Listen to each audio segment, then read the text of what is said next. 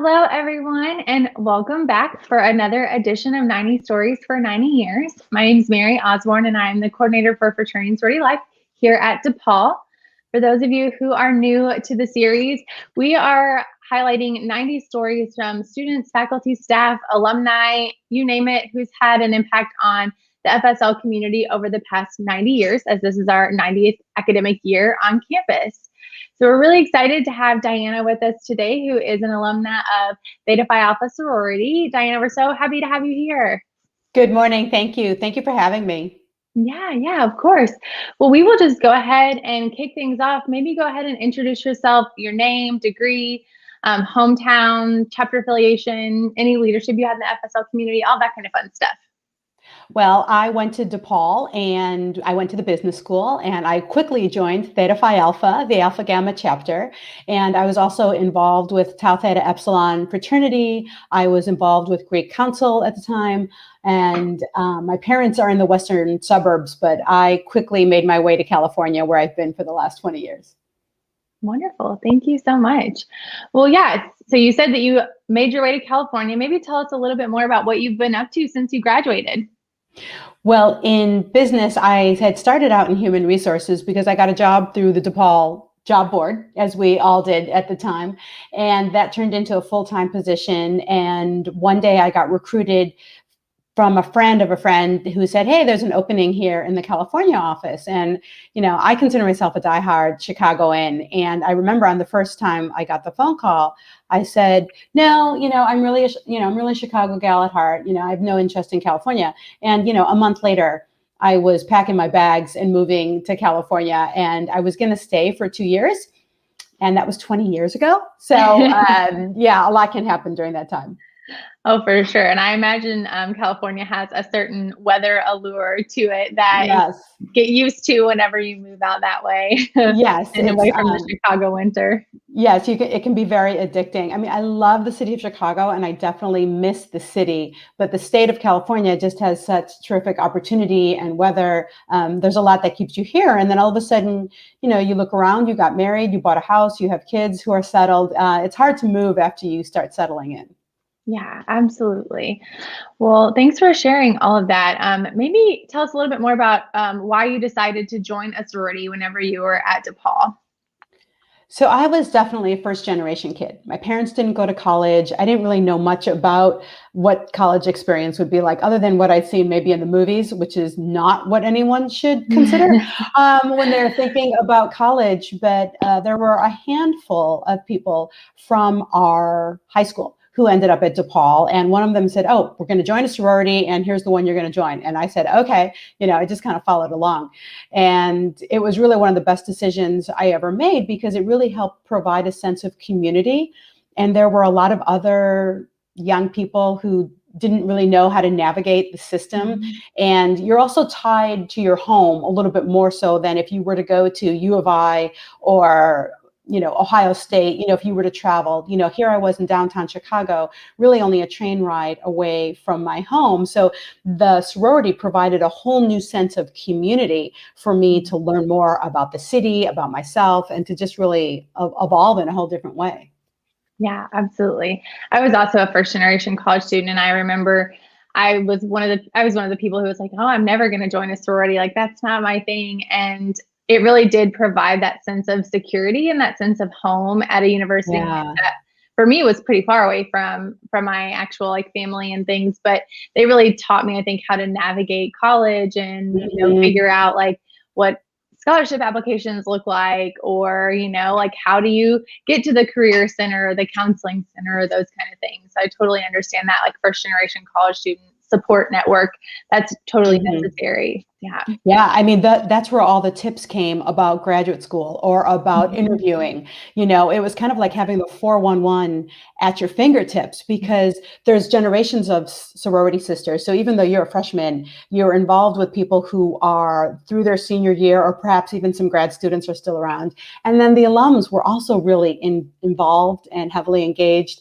and they were a terrific resource, and they were role models, whether they realized it or not, but they definitely were role models to help us all and provide just different ideas of the different types of careers that one could pursue. So we learned a lot along the way. Yeah, absolutely. I love that you touched on that like alumni component. And there's a lot of like really awesome networking opportunities that happen through like fraternity and sorority alumni associations and things like that. Yeah, yeah. So you mentioned that Theta Phi Alpha played a crucial role in retaining, like keeping you enrolled at DePaul. Tell me a little bit more about that. I'm sure like as a first generation college student, it played a role that way, but yeah, tell me more about that. And I know this is for the parents out there, okay? Because, again, first generation college kid, my parents really didn't know about college. I led the whole process, really. And all of a sudden I come home and I say, my first week in college after orientation, I say, I want to, I'm interested in the sorority. And one of the things you need to know is that we go away for ski weekend. Okay, not the way to lead, I would suggest to other kids, but I already was just so connected. And fast forward to junior year, I had paid for college through some part-time job money, some scholarship money, some grant money that I got along the way. But by junior year, it was clear that I was really running out of cash. So I realized that I was in a position where I needed to figure out how I was going to pay for college. And sure enough, I thought to myself, well, I could quit working, because I was working downtown like a lot of DePaul kids do. We get jobs right away. And a lot of us were working, taking classes and going straight to our part-time jobs by even 1 or 2 in the afternoon.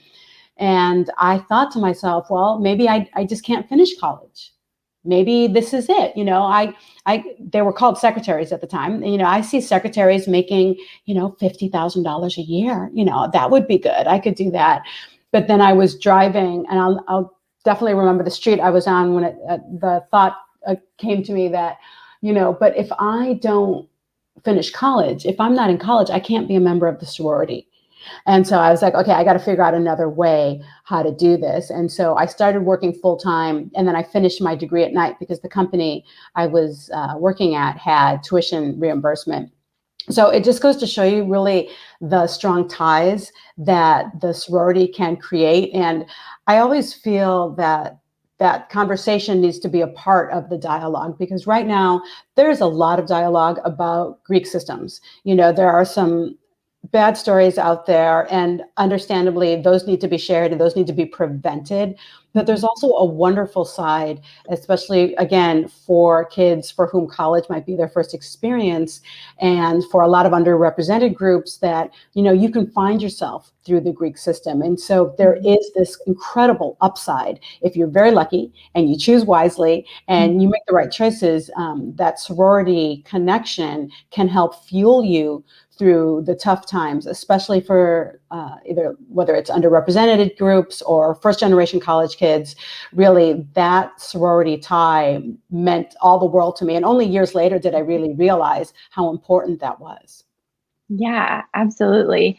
And I love that you talked about like you didn't realize it in the moment, but it took some time for you to look back and be like, oh, that's really the thing that kept me at the university and really helped me reach my like goal of graduation and things like that. I think that sometimes when we're in it, and I think when we're in sometimes the messiness of fraternity and sorority life, we forget those pretty awesome parts and components. And really, when you look back, I think about it all the time. I'm like 10 years out of college at this point, and I look back and I'm like, man, I remember being really sad about things that were happening at that point in time. But looking back, like, I think similar to you, like my experience also was the sorority, like really is what kept me like at my university and like kept me through the rest of my like college career.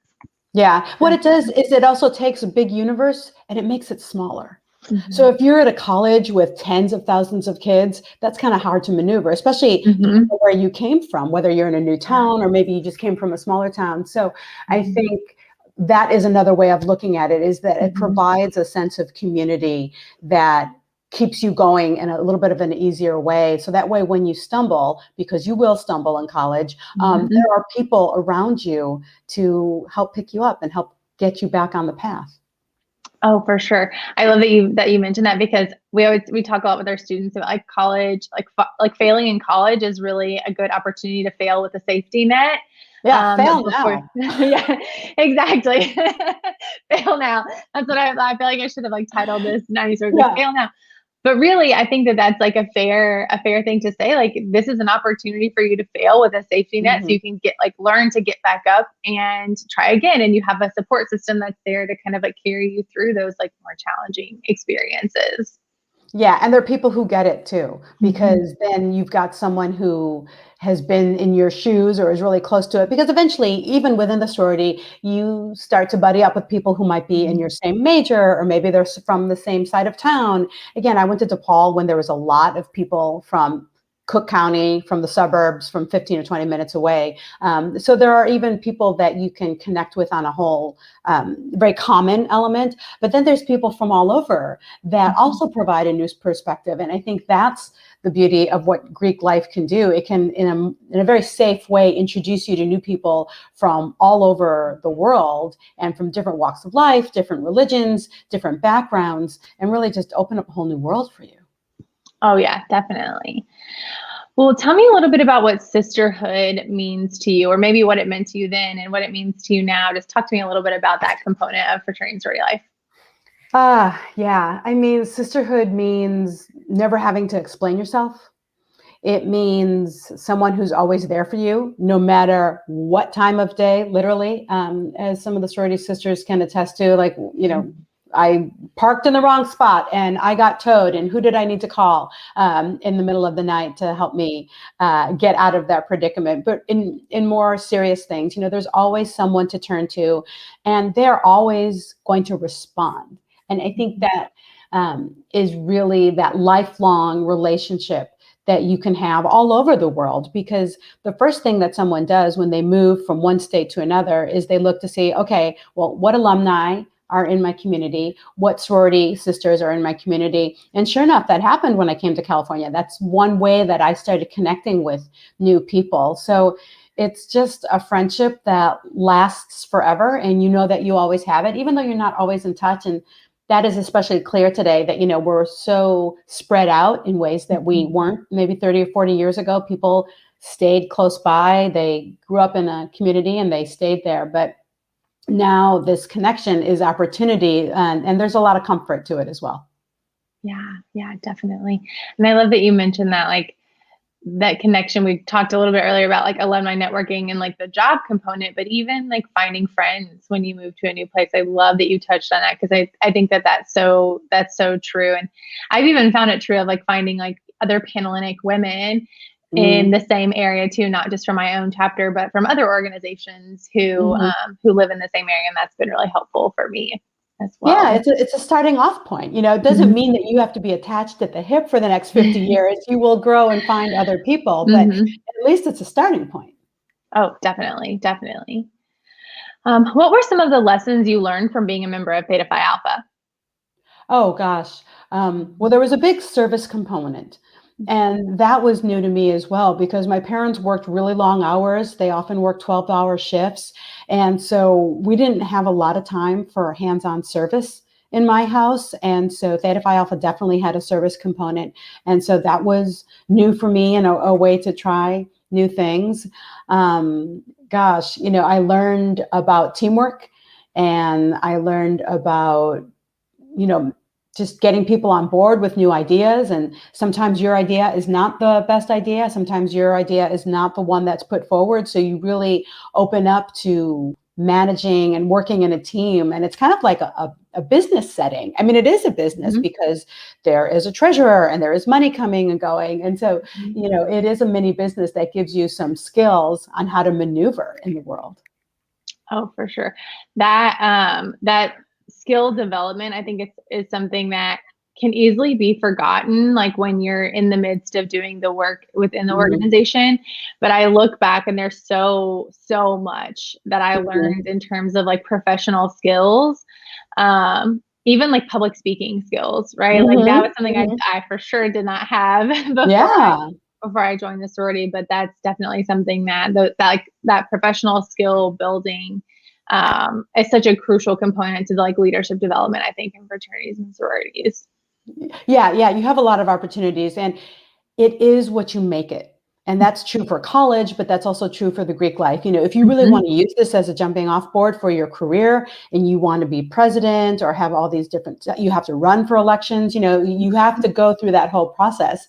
So it is a great way to test your leadership skills, but it's also a chance if you just want to participate, you can also just participate, and that's okay. So it really, first and foremost, should always be a place where you feel comfortable being yourself. And that's what the rush process does. You can't explain it. You just know when you meet a group of people like, oh yeah, I can hang with these folks. You know, it's like any other party you go to, you realize, oh, I can hang with these folks for a while. Or you go to another party and you're like, this ain't for me. So that's what the rush experience does. And as you contemplate joining a sorority or fraternity, you just got to go with your gut. Sometimes you just really can't explain it. They're all worthwhile organizations and they're all lovely, wonderful people, but you just got to find the one that you connect with. Yeah. And I love that you talk about that. We talk about that a lot with our recruitment counselors now, is how do we help the potential new members find a place where they feel most comfortable for themselves, not where their roommate feels comfortable, not where their friend feels comfortable, but where do you feel comfortable? And with 8 chapters on campus at this point in time, like that could be very different from your friends, and really instilling that sense of like finding the chapter that you feel most authentically yourself in. Is an important conversation that we still have today. And I'm glad that you brought that up. Yeah, for sure. And you'll see family members, you know, you hear about legacies and, you know, I think at DePaul, it's a little different than some of these other massive universities in the South. But I hear a lot of family members or siblings that wanted to join a different sorority so that they could have their own identity and not have to follow in the footsteps of their sister or their older brother. So there's a lot of different opportunities for everyone. And it's all personal. It's just a way of finding yourself. Yeah, absolutely. So kind of going back to the career conversation, I know that you host a career advice podcast. So what advice would you give to current undergraduate fraternity and sorority members? Well, there's a lot of practical advice about always networking, you know, because you never know when you're going to either need a job or you're going to really want to rely on someone else to help you open the door. But I think what I would tell for this generation is to really listen to your gut and follow your curiosity and just pay attention to your own appreciation and interest in what's happening in the world. Because I've been talking to a lot of Gen Z kids, a lot of recent grads, young millennials who even 2 or 3 years out of college realize that they want something different. I would much rather have you make that decision now than invest another 10 years in something that isn't right for you. And I know that's really hard, especially at a first generation college where, you know, your parents have, you know, spent so much time and effort to getting you into college, and this is a big thing. And you think, okay, great, I got this accounting degree because that's what DePaul is known for. And then you decide, yeah, I don't want to be in accounting anymore. And it's hard to have that conversation either with yourself or with your parents. But you got to do it. You'd rather do it now than regret it 10 or 15 years down the road. So there's a difference between what I call a job mismatch. Maybe you have a good career that you like, but you're just at the wrong company. Your manager really isn't supportive for you, or they just don't have the opportunities for you. That's one thing to be in a mismatch.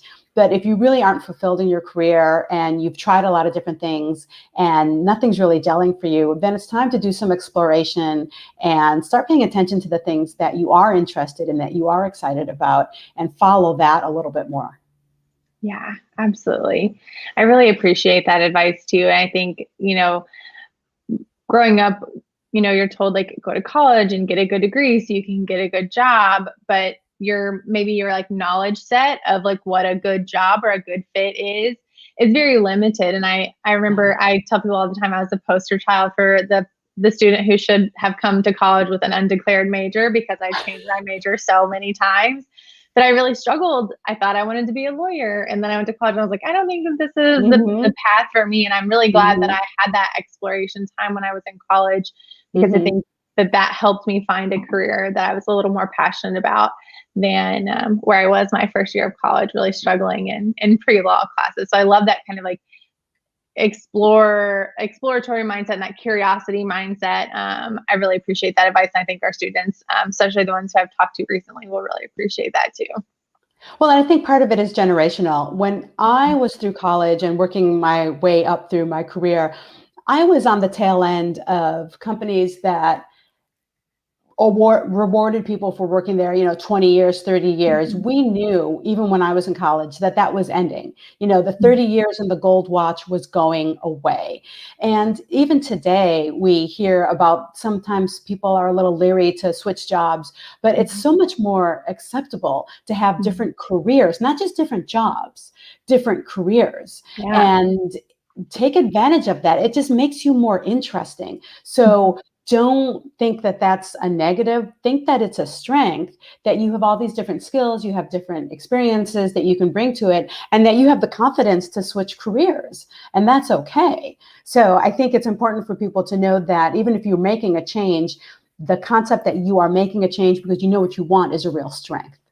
Yeah, absolutely. I feel like I'm getting a whole career like advice session right now, like listening to you talk about this. So I'm even Yeah. taking your advice in right now. But yeah. Yeah, well, and then here, so I'll do a plug for the Career Center, because I think part of it is that we do a good job of getting kids jobs in college, right? By senior year, you've had internships, the career fairs happen, the recruiters come to campus. That's one of my first jobs in recruiting. I was a college recruiter, and I would go to Indiana University and all these other colleges to recruit students for our program.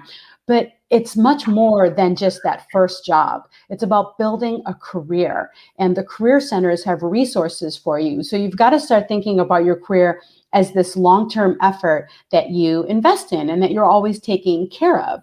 I mean, the simplest example I have is it's like losing weight. Let's say you lose 10 pounds. Well, that's great, but that doesn't mean that you can stop thinking about what you're eating or about how much you're working out. You constantly need to manage your health, your weight, right? Well, it's the same thing with your career. Once you get that great job, you have to look at training, you have to do some research and stay on top of the trends in your field. And it's just a constant refresh of where you are and reflection to make sure that this is the right thing. And that's why I know that career centers, DePaul and others, are really investing in talking to their alumni because they want that lifelong relationship. And it's to your best interest too, as the colleges want to show to the parents that this is a good investment. Your kids will be employed and employable for a very long time. So it's a process. It really is a lifelong journey. Yeah, absolutely. Well, I'll tag the Career Center whenever I post this on Instagram too, so that way they can share this knowledge far and wide as well. Yeah, we did a whole conversation, actually. I talked to Johnny Oh, that's LaSalle. right. I think that's how this all got on my radar. But really, when a lot of us went to college when we were younger, we just thought of it as the job board to find a job. And by the way, it physically was a board, a bulletin board, kids with paper. But it worked. And so now it's much more than that. And people are connecting nationwide. They're taking trainings. And one of the things that I loved about my conversation with the DePaul Career Center is that it's a place that you can sort of dip your toe in the water. Like maybe you've been thinking about a career change, but you're not 100% sure. It's a safe space again for you to play around. But that's also where the sorority and fraternity is bringing it back to the origin of this conversation. Within your sorority, there's going to be dozens of people, and some are accountants, and some are artists, and some are lawyers, and some don't know what the hell they want to do. So, there's a variety of people there for you to always start with and always connect with. Yeah, absolutely. Well, we are going to wrap our conversation up with our closing question. This is probably one of my favorite questions of the interview. What is your favorite memory of being a member of your organization? Oh, that is easy. And I know a lot of people are thinking about, Sisterhood Weekend or formals or, some big event. But for me, it's the little experiences. It's running into someone and then 4 hours later realizing where's the time gone by. Mm-hmm. It is the spontaneous connections that we have, the small little gatherings that we have. And the one fun story that I love to tell is that when I moved to California, I didn't know that many people, but I was at the Nordstrom in Westwood, and I run into this woman, and she looks at me and she's like, I know you. You're from Chicago. You went to DePaul. You were in Theta Phi Alpha. Like, she was giving me my whole life. And it was Tammy Zamalin, who was a sister from 3 years younger than me. So here we are in Nordstrom's connecting. She didn't know I'd moved to California. I didn't know she'd moved to California. And we've been friends ever since. And she has been with me throughout the most powerful times in my life. She was there when I got married. She was there when I had children. I just talked to her a few weeks ago. So those connections are lifelong, and it's those meaningful small things that happen every day that really build the whole relationship over years. So hi, Tammy. I will send her this as soon as we hang up. Hi, Tammy. That's so, I love that you mentioned the small things, because it is easy to remember like the bigger things, like formal, like you mentioned, and like retreats and things like that. But when I look back and like really think about like what college meant to me, it was like sitting on the couch eating pasta with my sorority sisters. Yeah. Or like or like going home, even for me, to Cincinnati now, and like going to like restaurants that we really liked and just like spending time catching up. So I really love that you talked about those kind of like smaller, more intimate moments that aren't always like the showcase of fraternity and sorority life. Yeah, those are the small moments that make up the life. So I think those are the things that I always take with me. And the other one is, quite honestly, here I am in California. I've been in California for 20 years. But when I went back home for Christmas, and I hate to say it, but it was 2019, because last year we couldn't travel for Christmas. But what did we do? We all got together at someone's place, and it was, gosh, a couple of different guys from Phi Kappa Theta. It was some other sorority sisters from Theta Phi Alpha. So it was just a wonderful group. And it was, again, these are lifelong ties that you can pick up, even if you haven't talked to someone for 10 years, you can just pick up where you left off. Yeah, absolutely. Well, Diana, thank you so much for sharing all of this with us today. It has been such a pleasure interviewing you. So thank you for joining us. We really appreciate it. It's absolutely my pleasure. And I hope that the kids who are thinking about fraternity life, or I hope the parents who are thinking about fraternity life, really do give it a thought, because it really can be such a rewarding, meaningful way, and it can be a great way to get you through college. So I hope they do think about it, because I do have wonderful memories. So I appreciate this time to share them. Yeah, of course, of course. Well, to everyone out there, we still have many stories left to tell. So make sure that you check us out for the rest of this academic year and on through the summer. Again, thanks for tuning in with us, and we will see you all next time. Bye. All right. Take care. Bye-bye.